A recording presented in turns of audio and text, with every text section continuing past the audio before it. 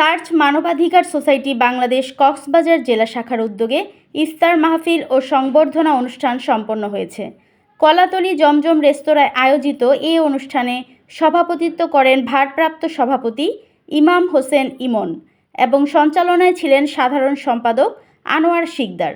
বিশেষ অতিথি ছিলেন আরটিভির জেলা প্রতিনিধি সাইফুর রহিম শাহিন, সদর মডেল থানার পুলিশ পরিদর্শক তদন্ত আজিজুর রহমান ও ঝিলংজা ইউনিয়ন বিএনপির সাধারণ সম্পাদক মোহাম্মদ আইয়ুব। অনুষ্ঠানে কেন্দ্রীয় কমিটির আজীবন সদস্য আক্তার উদ্দিন ফারুকী, জিয়াউল হক জিয়া, মোহাম্মদ শাহেদ ও নুরুল হাকিমকে সম্মাননা ক্রেস্ট প্রদান করা হয়। মানবাধিকার রক্ষায় বিশেষ অবদানের জন্য প্রবাসী জমির উদ্দিন, সহসভাপতি সালাউদ্দিন কাদের ও আইন বিষয়ক সম্পাদক শওকত আলমকেও সম্মাননা দেওয়া হয়।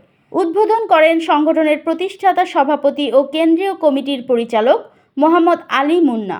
অনুষ্ঠানের শেষে বিশ্ব শান্তির জন্য দোয়া পরিচালনা করেন মাওলানা মোহাম্মদ আবদুল্লাহ।